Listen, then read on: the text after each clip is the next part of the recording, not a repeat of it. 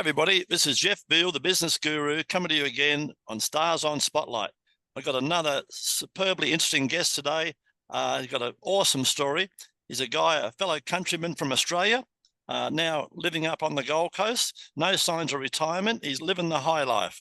It's my great pleasure, guys, to introduce Mr. Gordon Green, and I'll tell you a bit about him. Gordon's the CEO and director of a real estate business, Proper Investment Concepts Pty. And he knows more about real estate than you guys will probably ever know. So if you want to know something, costs you nothing, guys, to have a virtual cup of coffee. Why don't you reach out and have a chat to Gordon? You know, if you think about doing a deal, you want to know something, Gordon's been there and done it. So reach out to him. He's been in the industry, he's only been doing it for 55 years, so he's got a long way to go. He sources and develops duplex builds for clients. So you guys, if you know what a duplex is, guys, you change the value of an existing property. And Gordon can tell you a lot more about than what I can, but it's a way to create some generational wealth, guys. And like Gordon's going to do, you're able to leave a legacy. So guys, he's been responsible in creating in excess of 3,800 property millionaires. So if you want to be 3,801, reach out to him. His own son, now 48, retired at 28, right? His personal motto, it's not what you know that matters, it's what you think you know that you don't fully understand that will affect you the most. And he's so right. My favorite saying, guys, is you don't know what you don't know. And that's so true. Think about it. Interesting fact, he started investing at 23 years of age. It wasn't until he was 50 that he became serious about it. He's obviously had a good time along the way. Prior to that time, I bought and sold, never retaining anything long-term. Yeah, it was just doing deals, guys. Doing the deals, making the money, and wine, women, and song, not necessarily in that order. His current details, we're going to put them underneath. We're going to put Gordon, as we could for you too, guys. We're going to put Gordon on Facebook, LinkedIn, Instagram, and YouTube, and put him all across the world for even more people to reach out to him. So if you want to be on Stars on Spotlight, guys, feel free to reach out, and don't forget to like and subscribe to this channel for even more wonderful guests, just like my guest here. Good afternoon, Mr. Gordon Green. How are you, buddy? How are you, Jeff? It's pretty busy at the present time, actually. It's been interesting. Good to hear. Good to hear. Always good to be busy, isn't it? You haven't got time to worry about anything then. While you're busy, guys, you can't. Why? And guys, another one I used to say, while you're working, you can't spend money. So don't be frightened to work. Work won't kill you, right? Tell us about your journey and what inspired you to go down that path, buddy. What was the whole idea those many years ago? Yeah, well, I grew up pretty hard. My dad died when I was 13. I lived in a boarding house when I was 20. Went into the army and did a stint in the unit that was a bit interesting. And come out of the army and started a business as business and investment consultants with 3 mates. And quite honestly, I look back at that time now and go, I had no idea what we were doing. I was an accountant by profession. One of my partners was a solicitor, one was a stockbroker, and one was an insurance actuary. Right, so the 4 musketeers, basically. Yeah, we got a stint over at Queensland University lecturing to the medical faculty, and National Bank seemed to take a liking to us. We didn't understand it, but they thought we had some really good client base we were developing, and they virtually made unlimited amounts of money available for those clients. And we went out doing all their financial things, like selling them the insurance they needed, buying their cars, buying their properties, renovating the properties, and thinking we were doing a really good job. And I look back at that time and think, God, how much of an amateurs were you? And we didn't understand the opportunity we had. But those were the days. There was a lot of trust, wasn't there, in those days? The banks were throwing money at you in those days, weren't they? Mate, they were giving us personal loans through these guys with no repayments for 2 years. And those personal loans were enough to buy a house and a car. Yeah. So if they become a client of ours, they got a house, a car, and spending money. So it was really, and we were buying little 2-bedroom workers' cottages close to the university, and then enclosing the front verandas. So that gave us 2 extra sleep outs, which meant you could get 4 tenants in there, which made a massive increase. So it was just interesting. But those days you bought a property for $7,000, not 700,000. You know. Yeah, correct. We know what we know now. Yeah, and the cost of in and out was a lot less, but. Yeah, we went on from there. We kept that together until 1989, which you know, it was pretty good for a partnership that's really just a divorce waiting to happen. So it's and we all decided to break up and go our separate ways. And I become the state manager for Australia's largest building development company. Mm-hmm. And I learned a little bit about how corporate life really worked and where the money really was, and it wasn't in enclosing verandas on a little workspace. And got involved in some pretty big projects. Like the biggest thing I've done was a 700 block subdivision. Wow. And we built houses on every one of those blocks. And I've done countless blocks of 25 to 48 townhouses. And I've done 2 apartment blocks with 65 units in each block. And that was a whole new learning curve. Well, you've certainly left a legacy, my friend. Hey, what's been the most challenging aspect of your work, and how have you overcome that over the years? I think the government keeps changing the rules, the bank keeps changing the funding and the financing. And instead of saying I can't do this, it's a matter of what do I have to do to make it work? Yes. Yeah. That's a different question. You come up with different answers, but probably one of the hardest things that's happened to me in 2011, my main building at Milton went 2.9 metres underwater. And my tenant went bankrupt, and my end wash out of that, I lost about 5 million. Yep. The big loss wasn't the loss of the money or the building. The big loss was we just sold up our practice and retired and was reliant on the $200,000 a year net income Wow. we had to live on. So I suddenly found myself at 65 years of age, pretty broke with no income. And I had to look so you had to learn to pivot real quick. Yeah, well, I looked at it and thought, well, I didn't inherit the money, I made the money. Yeah. And I know how to create money. And there's a real difference between earning money, making money, and creating money. Mm-hmm. And that's when I really started to pay attention to what have I got to do to create this wealth back. And I've managed to achieve that pretty comfortably, actually. Yeah, we spoke earlier. You've done very well, mate. And the old story, guys. If you get the knowledge, put the hard yards in and get the knowledge and get mentors and learn things, they can't take your brain no matter what happens. Anybody can take your money, right? Money's nothing. It's only a product, right? But they can't take your brain, guys. If you got the ability, you can turn and start it all over again, as like people like Gordon and I have done many times. And that's how life is. Life goes in cycles, guys. They changed the government. Who knew they were going to do the pandemic? And guys, what's next? Don't be surprised. What's next? Gordon, in your opinion, go ahead, Gordon. Sorry. I think the big trick is it's not just your knowledge; it's the people you would get around you that you can rely on and trust. Yeah, that's it. Build up a network.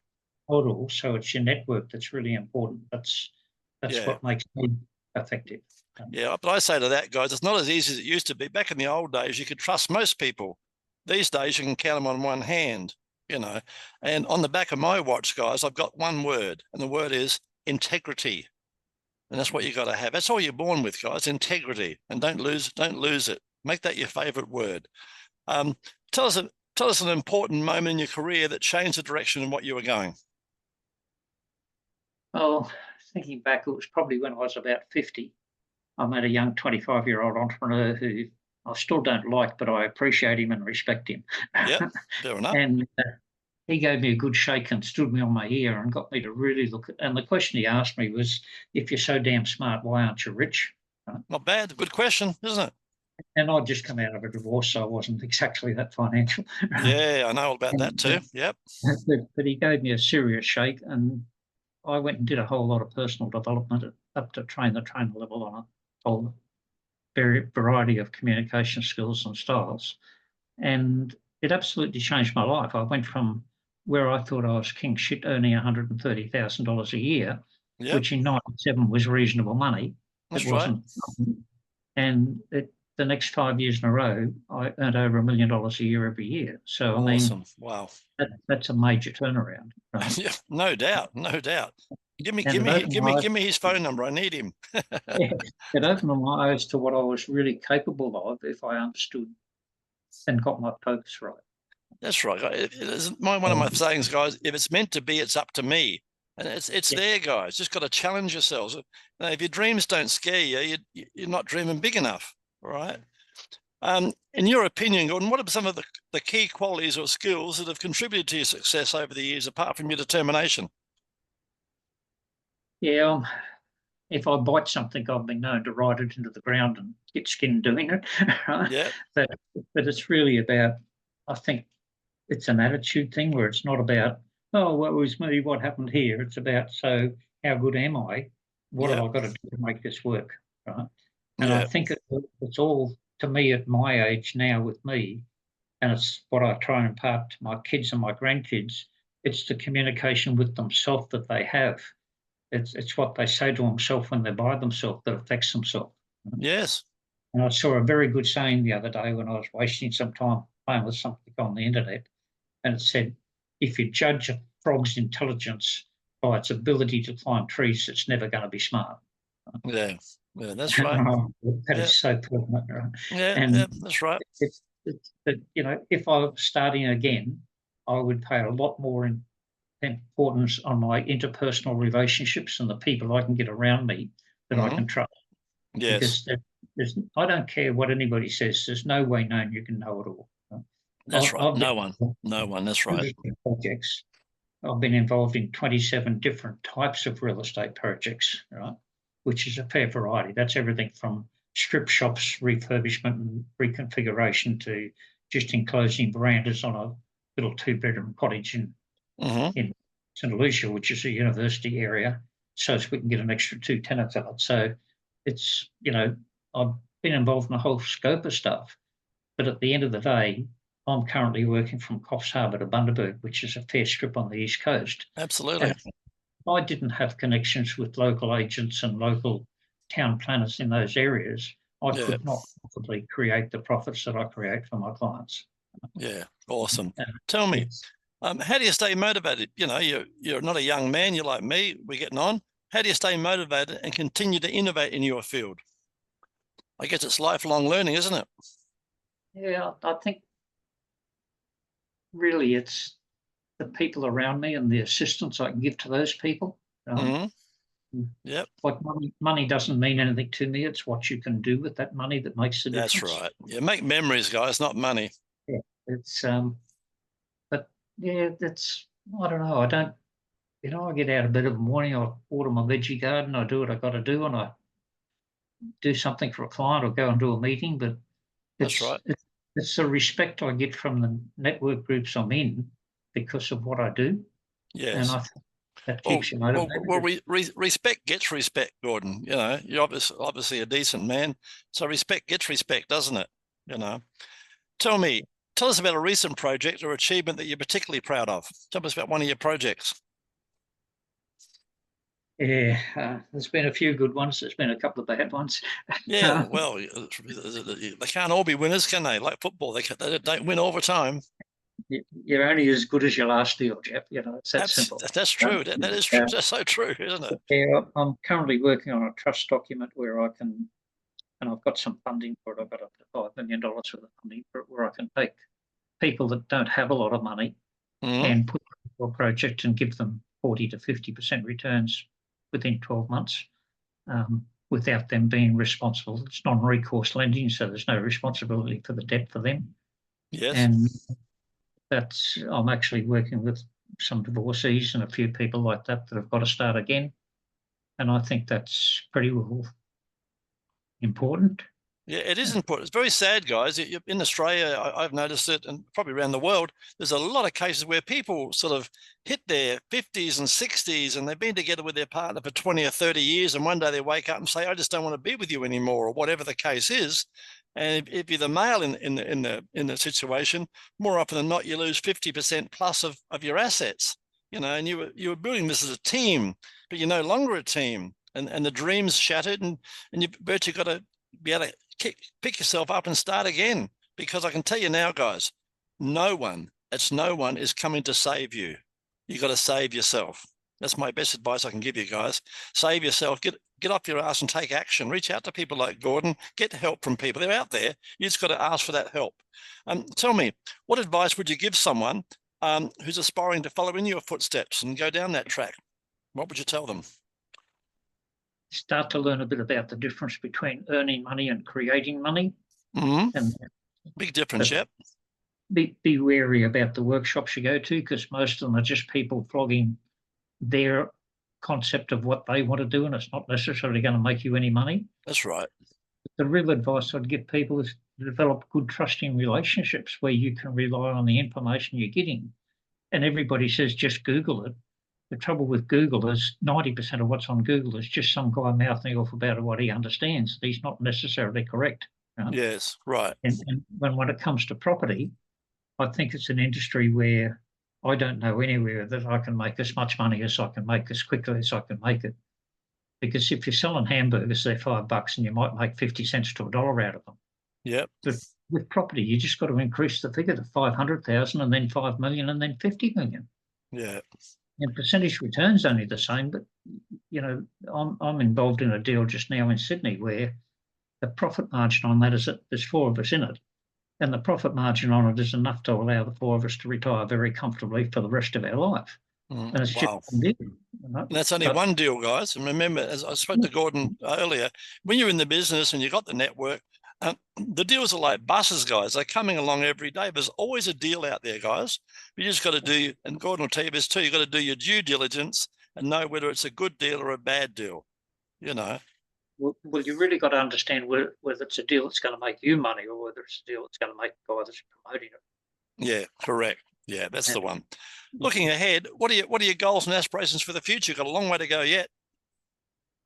Yeah, if I can achieve over the next 20 years what I've achieved in the last 20 years, I think I'd be pretty satisfied, Jeff. You would indeed. Yeah. I'm fairly satisfied where I am, and I started doing educational workshops back in 2000. If I want to get realistic about who I am, I listened to that first workshop because I had no idea how to impart knowledge. I had no idea how to teach. It was a bunch of young guys that had paid me more than I ever thought it was worth.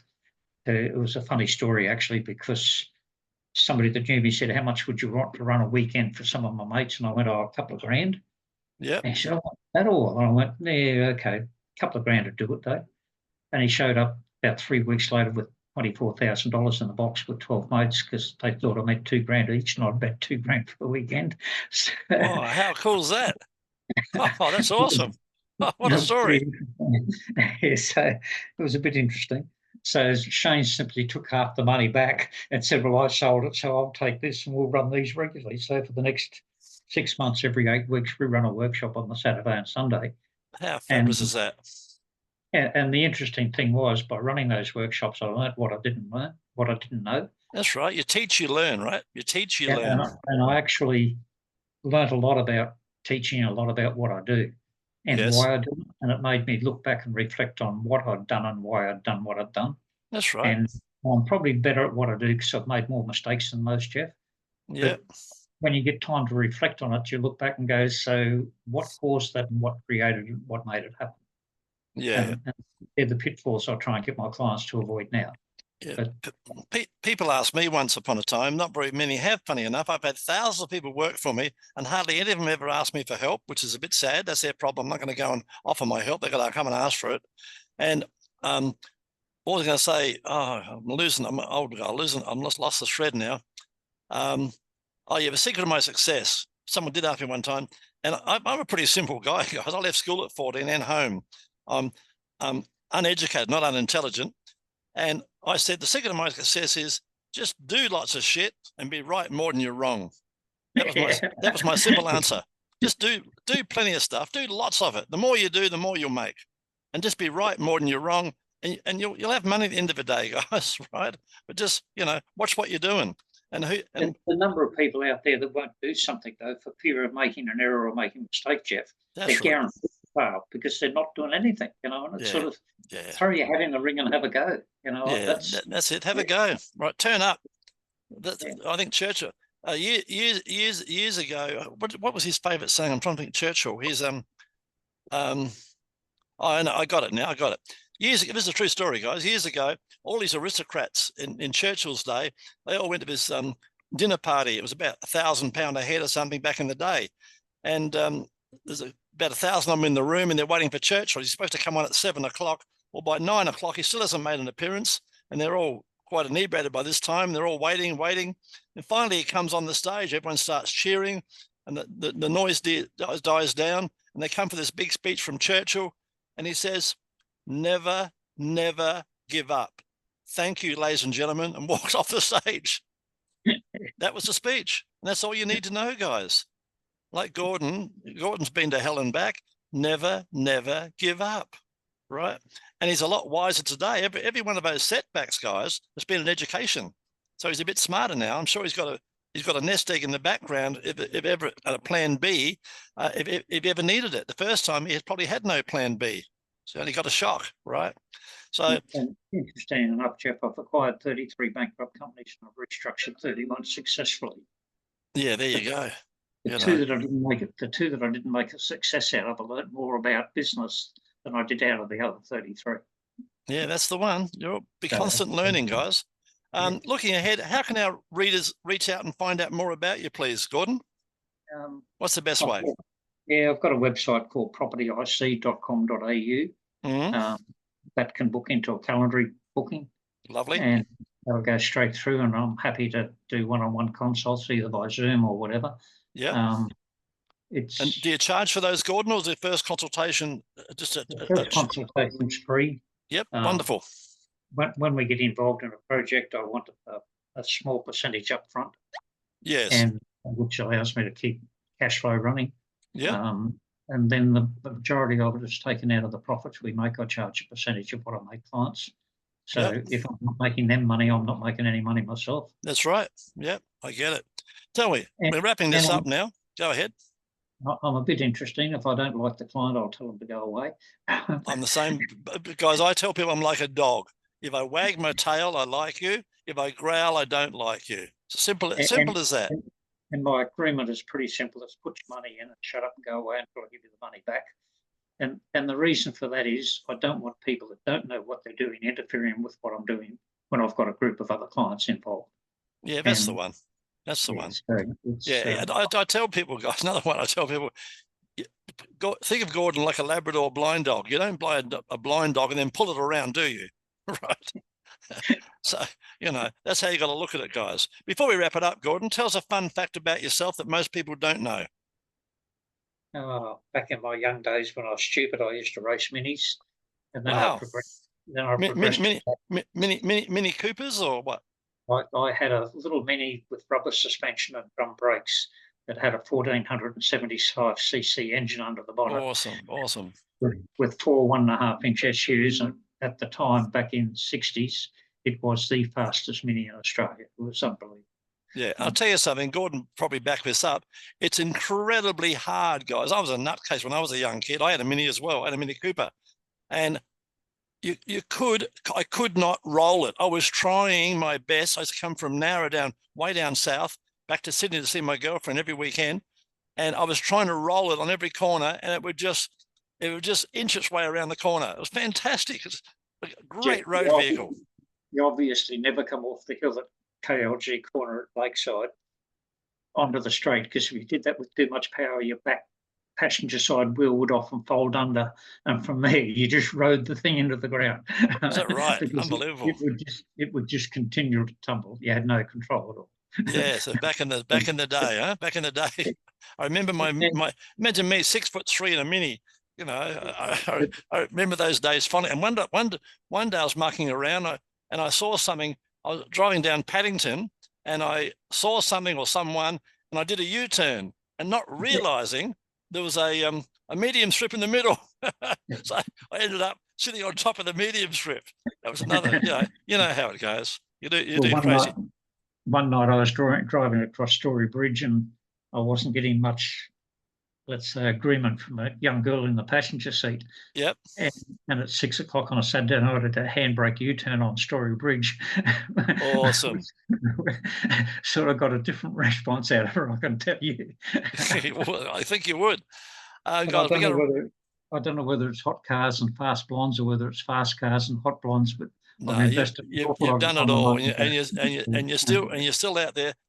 Gordon's out there living like me, guys, living life large. And I'll summarize this, guys, by saying, Gordon will tell you this, it's only twice as much, guys, to go first class in life. So don't compromise. Don't compromise yourself, guys. If it's meant to be, it's up to me. Thanks for being on the show today, Gordon. And if you guys want to be on Stars on Spotlight, just like Gordon, think about it. It's $30,000 for a TV commercial, 5 or 10 grand for 15 or 20 radio spots. You can come on Stars on Spotlight and we'll expose you all over the world with LinkedIn, Facebook, Instagram, and of course our YouTube channel with all the social links underneath, like we will for Gordon. That'll be up in the next 24 hours, guys. Thanks very much for being on the show, Gordon. No, thanks for your time, Jeff. Appreciate it, mate. Thank you.